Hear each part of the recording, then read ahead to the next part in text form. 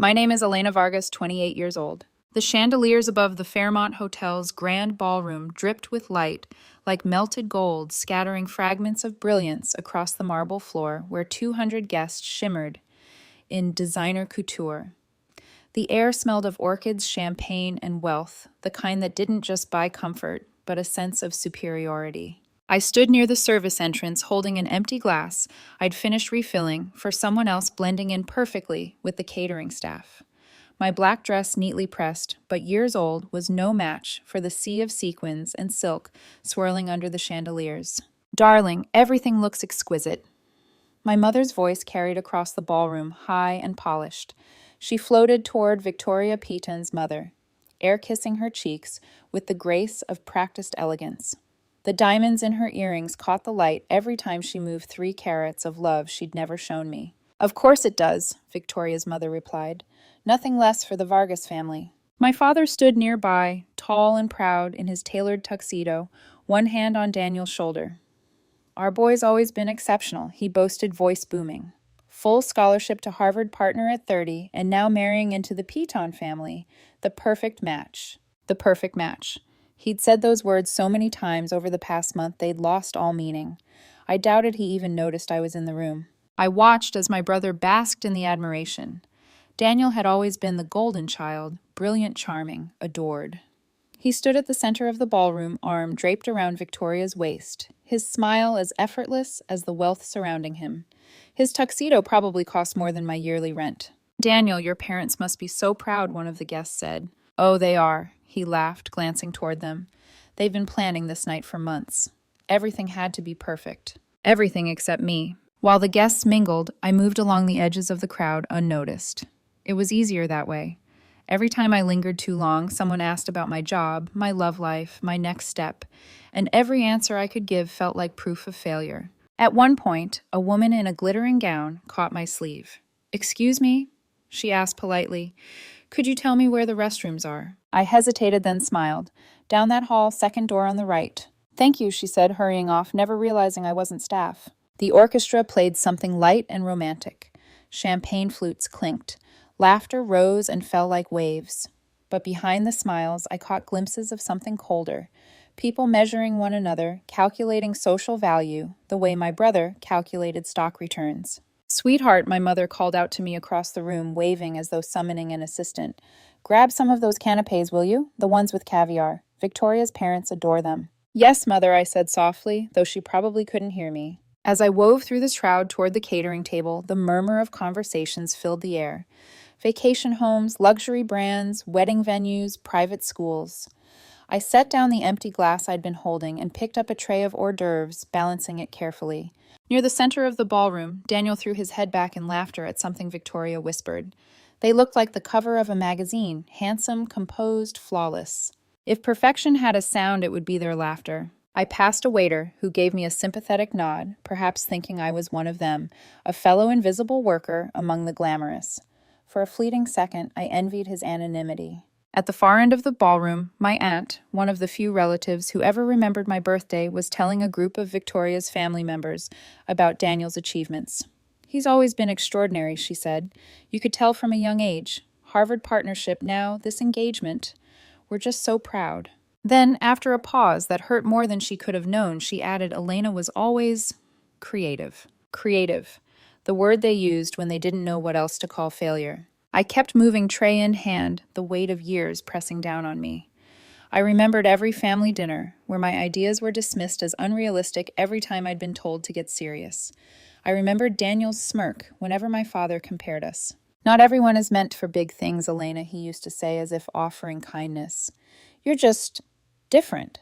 Different, invisible, lesser." The ballroom lights dimmed slightly as the quartet transitioned to a slower melody. I stood still for a moment, tray trembling faintly in my hands. A glass somewhere behind me cracked under pressure, a sharp sound that drew brief attention before fading.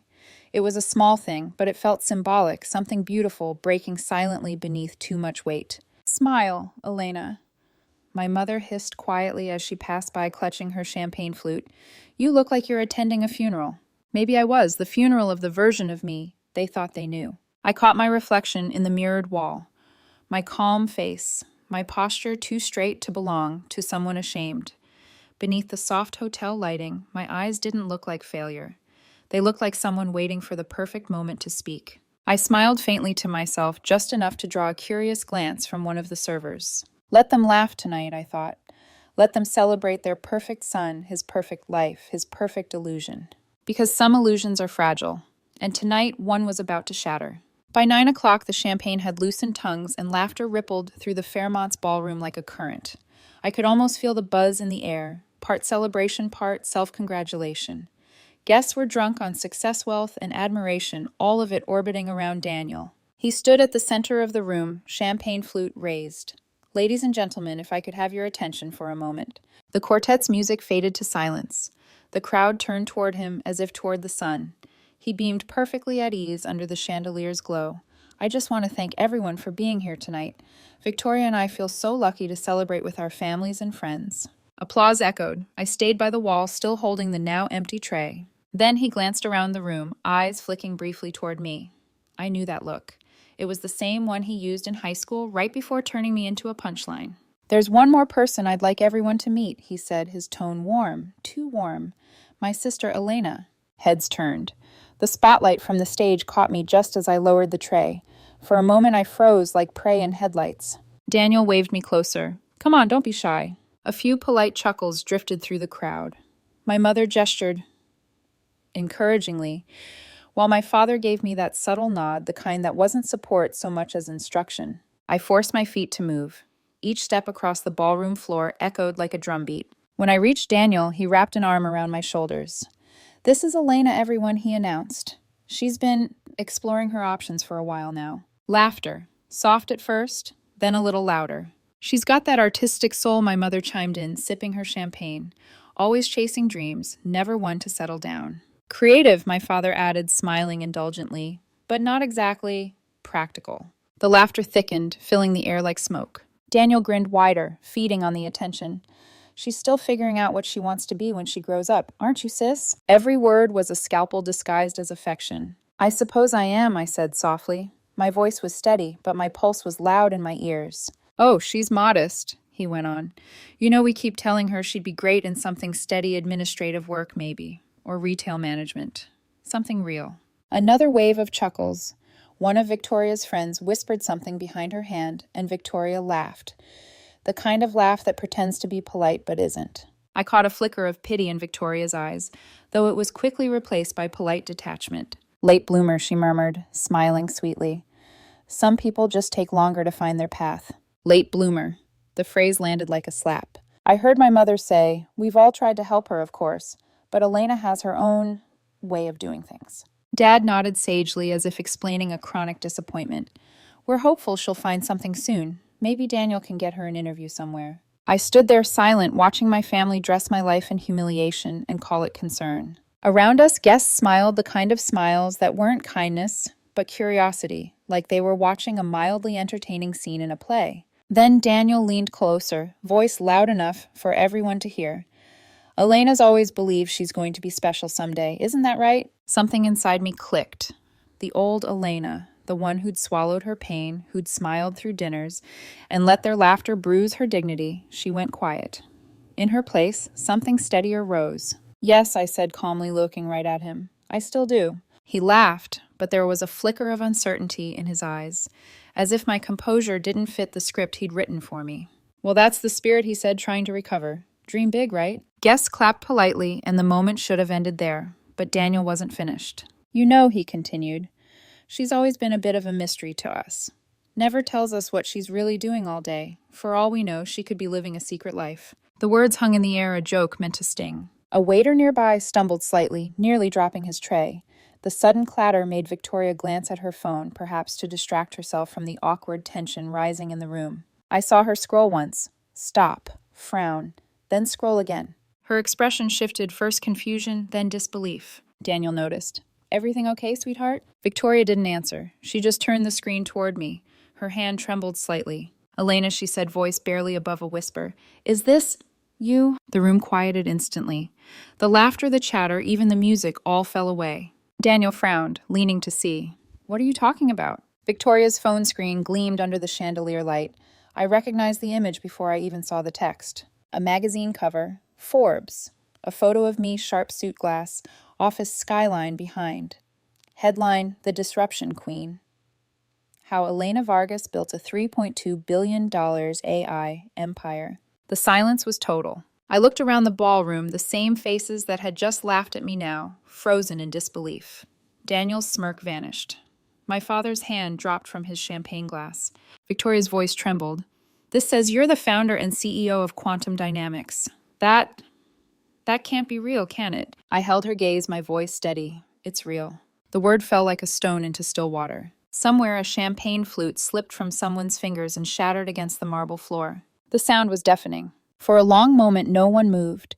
The only sound in the ballroom was the slow, uneven dripping of champagne from the shattered glass on the marble floor. Daniel blinked, his perfect composure cracking at the edges. He stopped mid-sentence, as if his brain couldn't connect the words to reality. That's not possible. Victoria's hand trembled as she scrolled down the article, her eyes racing across the text. Her voice was faint, disbelieving. It says here you launched Quantum Dynamics 3 years ago. You're leading the field in artificial intelligence and quantum processing. She looked up at me, the color draining from her cheeks. Elena, why didn't you tell anyone? My mother stepped forward, her voice shaking. This is ridiculous. There must be a mistake.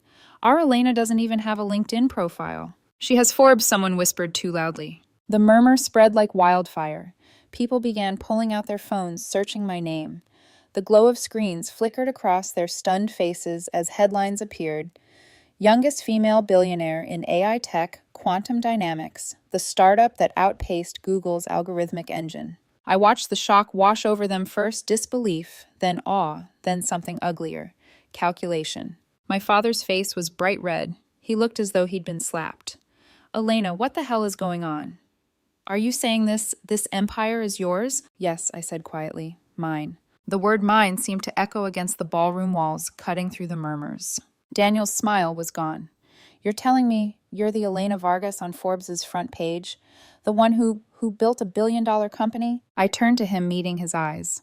The same one you just introduced as the family failure. A sharp collective inhale passed through the crowd.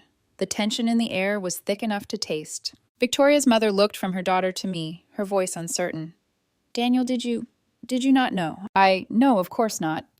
He stammered, his usual eloquence gone. I mean, how could I? She lives in some tiny apartment downtown. She takes the bus. I live near my office, I said simply, and public transport saves time. It was almost comical, the way their hierarchy inverted in a matter of seconds. People who'd barely noticed me all evening now couldn't look away. Some even smiled, the kind of sycophantic grin reserved for power. Victoria stared at her phone, her voice trembling as she read.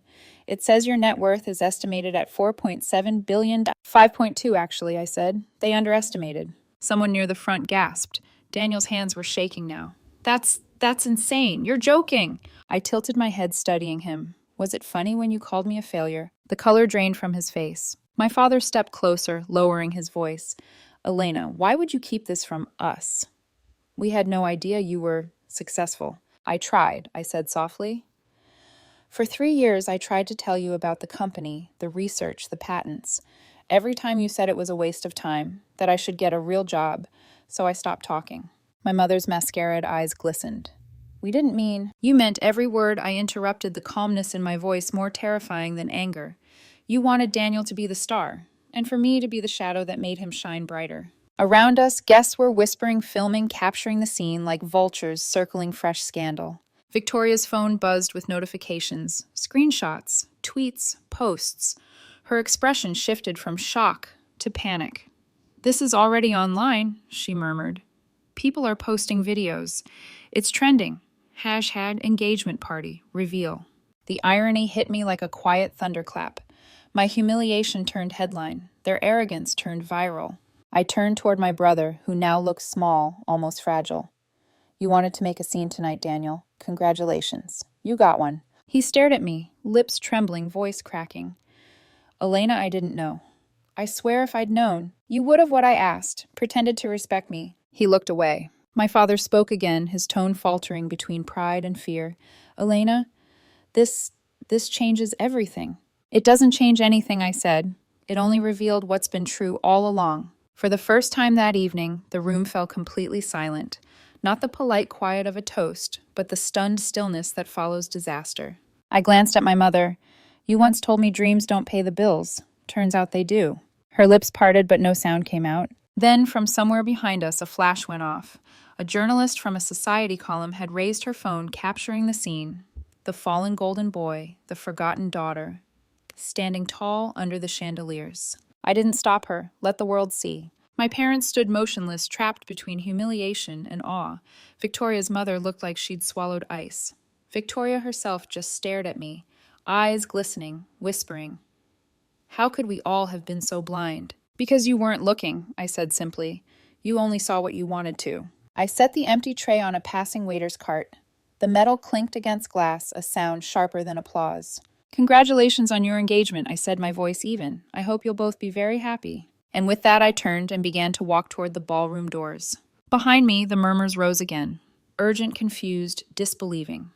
Someone said, she could buy this entire hotel.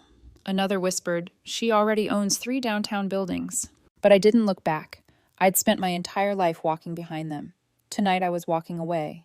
The air outside the ballroom felt heavier, almost viscous, like I was walking through a fog of disbelief and perfume.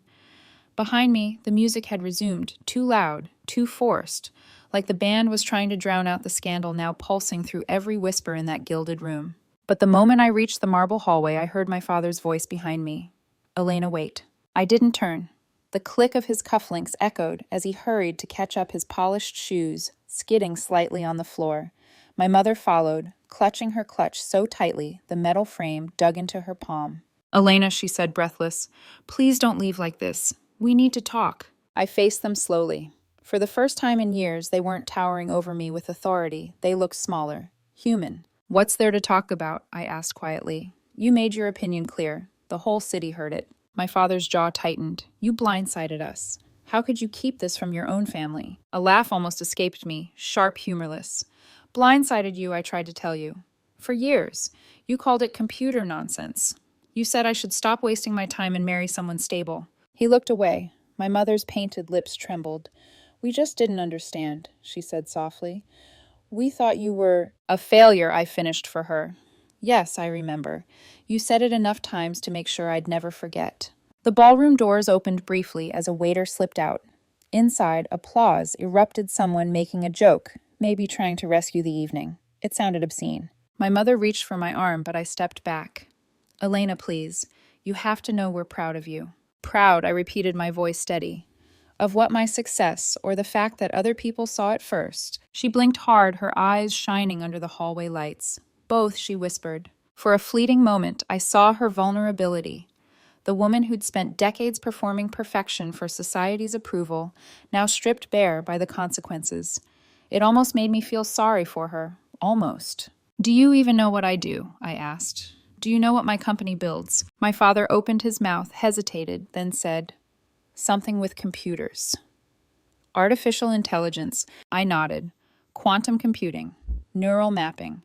We've built systems that can predict organ failure 6 months before symptoms appear. We've saved lives. I held his gaze. That's what you called nonsense. He swallowed hard. Elena, we were wrong. The admission landed heavier than I expected. There it was, 3 words I'd wanted for years, spoken too late to mean anything. Before I could respond, Victoria and her parents appeared at the end of the corridor. The air changed instantly. Victoria approached slowly, phone still in her hand. Elena, she said softly, I didn't mean to expose anything. I saw the article, and it's fine, I said, though my tone left no room for warmth. If anything, you did me a favor. Richard Peaton. Victoria's father cleared his throat. Miss Vargas, he began, his voice overly formal, now the kind reserved for boardrooms, not family events. I owe you an apology. It seems I misjudged you. I almost smiled. You and everyone else in that room. He nodded awkwardly, tugging at his cufflinks. Your work sounds impressive. If you're ever interested in... I'm not, I interrupted, my tone like ice. I don't need connections. I build them. His mouth opened, then closed again. The silence that followed was almost satisfying. Behind him, Victoria's mother looked pale. I just can't believe we publicly humiliated someone who could buy your shipping empire twice over, I offered gently. Believe it. Her lips parted, but she had no response. Daniel appeared last still in his perfect tuxedo, though the light behind his eyes was gone. His usual confidence had curdled into something raw, shame, maybe even fear. "Elena," he said, his voice low, "please, let's talk." "There's nothing to talk about." "Yes, there is." He stepped closer, ignoring the way Victoria flinched slightly. "I didn't know. Okay, if I had, I never would've." "Wouldn't have humiliated me?" I asked. "Wouldn't have mocked me to look bigger?" His jaw worked, as if chewing words too bitter to swallow. "You don't understand." "No, Daniel." I cut in. "I understand perfectly. You needed me to stay small so you could feel big." He flinched. For a heartbeat, the hallway was silent. Even the music behind the doors seemed distant, muffled. "You wanted to be the star," I said softly, "and for me to stay your background. But the thing about shadows, Daniel, they only exist when there's light behind them." His lips parted. "Elena, please, Victoria touched his arm gently. "Daniel." Her voice was firm. "Let her go." He froze. Whatever he saw in her eyes silenced him completely. I turned to leave, but before stepping away, I looked once more at my parents, my mother clutching her pearls like they could hold her dignity together. My father still processing the shift in power he couldn't undo. "You know," I said almost softly, "for 3 years, I built something no one believed in. I kept hoping one day you'd see me, not as a disappointment or a daughter to fix, but as a person." My mother's tears finally spilled. My father's throat worked, as if he wanted to speak, but couldn't. "I guess tonight," I said, "you finally did." And then I turned and walked away. Behind me, I heard Daniel whisper something to our parents, desperate, trembling. But I didn't catch the words. I didn't need to. The elevator doors closed in front of me, sealing their voices behind layers of polished marble and golden light. Inside the mirrored walls, I caught my own reflection, steady, calm, almost unrecognizable. The woman staring back wasn't invisible anymore. She was something else entirely. Something powerful. Something free. The night air outside the Fairmont was cold, crisp, and unforgiving. A limousine idled by the curb, but I walked past it toward the quiet end of the valet line. I didn't need a chauffeur tonight, not for this kind of silence. My driver pulled up in the sleek black sedan I kept for late meetings. The moment I slid into the back seat, my phone buzzed, messages piling up so fast the screen blurred with notifications. Headlines, tags, mentions, videos. Engagement party reveal was trending. I smiled faintly, not from joy, but relief. The truth was finally visible, and for once I hadn't had to explain it.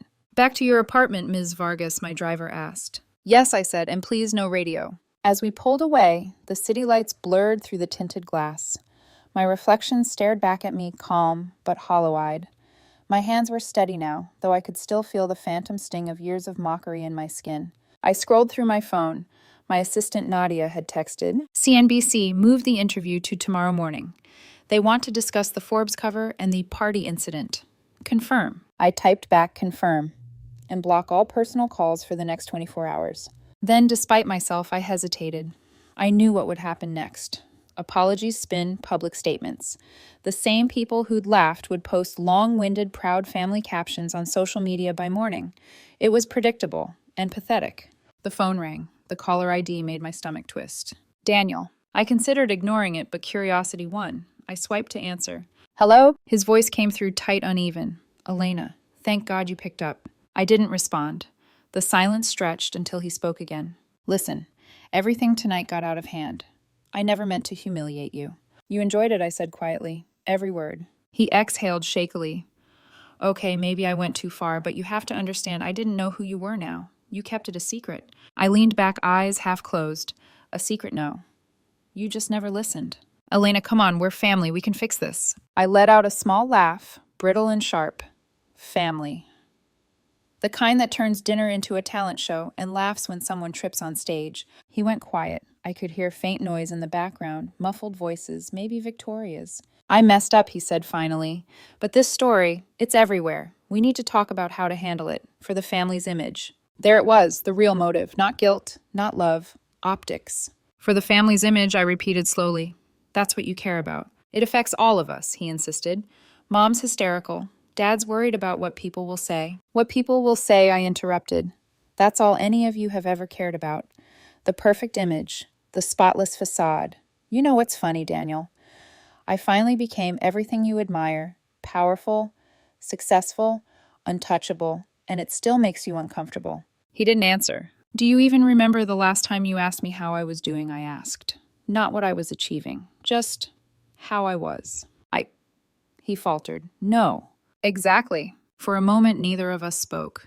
The car rolled through downtown, the cityscape glowing like a digital skyline. I watched reflections of passing lights smear across the glass, red, gold, blue, like fractured memories. I know you think I'm the villain here, Daniel said, finally, his voice breaking. But I didn't mean it, Elena. You're my sister. Do you remember what you said when I told you I was working on AI? I asked softly. You laughed. You told me to get a real job before I embarrassed the family. He didn't respond. I built an empire while you were mocking my code, I continued. I worked 16-hour days in a windowless lab while you were busy buying champagne for networking dinners. And tonight you tried to turn me into your entertainment. I know, he whispered. I know. Please just let's talk tomorrow. I'll come by your place. I stared out the window. No, you won't. Elena, don't do this. I'm not doing anything, I said quietly. I'm finally not doing anything. Not fixing, not explaining, not forgiving. His breathing hitched.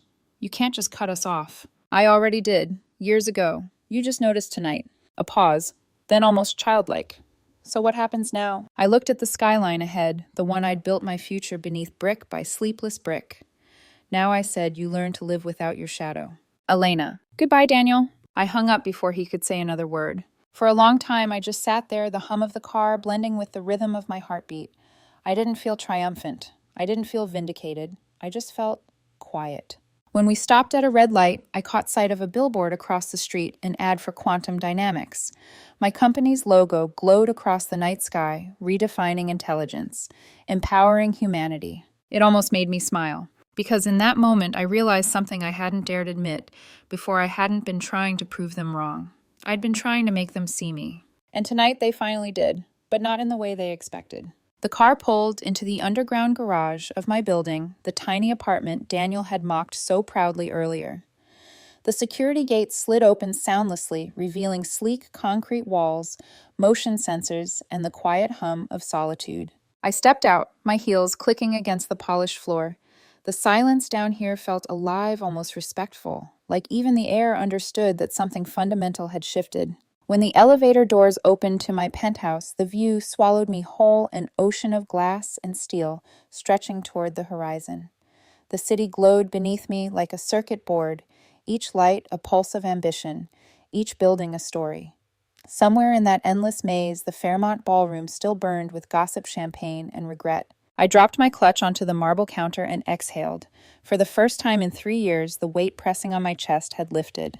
My phone buzzed again. Dozens of unread notifications, emails from investors, PR advisors, journalists. I scrolled through the chaos mechanically until one message stood out. Nadia PR director Twitter's on fire. Hatch at engagement party. Reveal trending worldwide. Stocks up 11.8% in after-hours trading. Should we release a statement? I typed a reply, then stopped. My fingers hovered over the screen. What could I possibly say? That humiliation had been my greatest marketing strategy. That sometimes truth doesn't need to be shouted, it just needs to be witnessed. I turned the phone face down. Some stories didn't need immediate commentary. Crossing the living room, I paused at a framed blueprint on the wall, the first sketch of my prototype neural processor.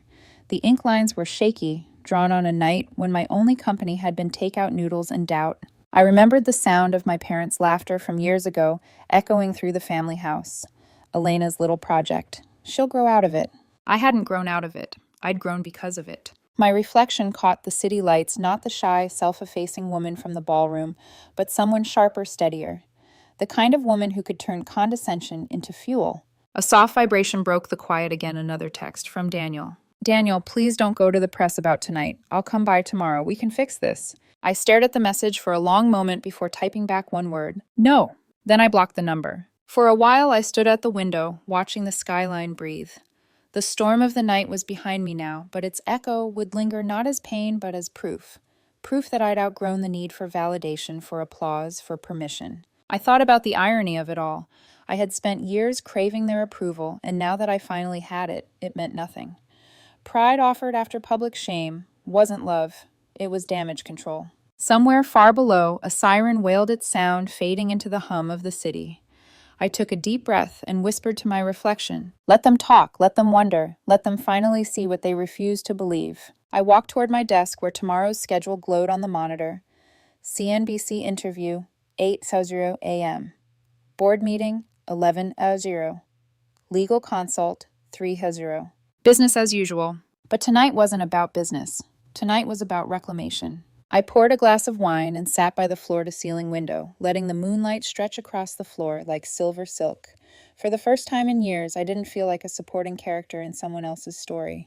I was the author now. As I took my first sip, the faint reflection of the city lights trembled in the glass, 1,000 glittering fragments of the life I'd built alone. And quietly, to no one but myself, I said the words I'd been waiting to hear all along. They called me a failure. Maybe that's what it takes to succeed. Outside, the city kept moving, unaware that a family's hierarchy had just imploded, and a woman they'd dismissed as invisible had rewritten the ending. Tomorrow, the world would wake up to headlines and analysis.